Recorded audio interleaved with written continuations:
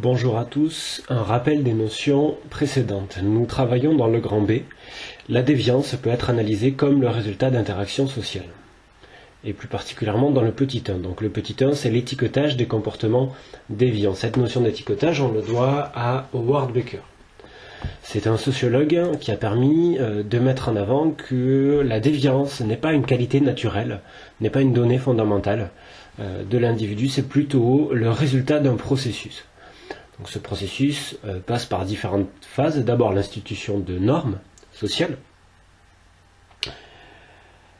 Ensuite, la deuxième étape du processus consiste à désigner les individus qui, a priori, ne respectent pas les normes instituées. L'étiquetage est donc un processus qui conduit à désigner par une étiquette les personnes dont le comportement n'est pas conforme.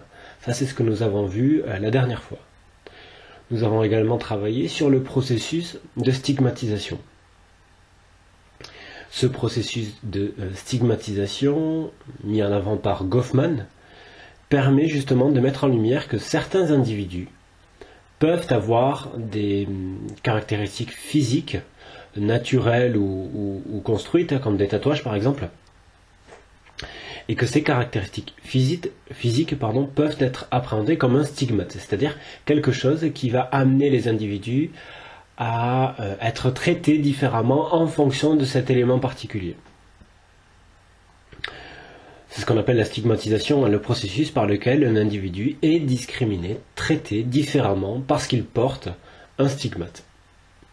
Pour cela, on a pris l'exemple de la couleur de peau avec le document 6 et le contrôle d'identité, les contrôles d'identité. Et on a vu que le fait d'être blanc agit comme une espèce de bouclier du contrôle d'identité. Les personnes blanches étant moins contrôlées que les personnes perçues comme noires ou perçues comme arabes.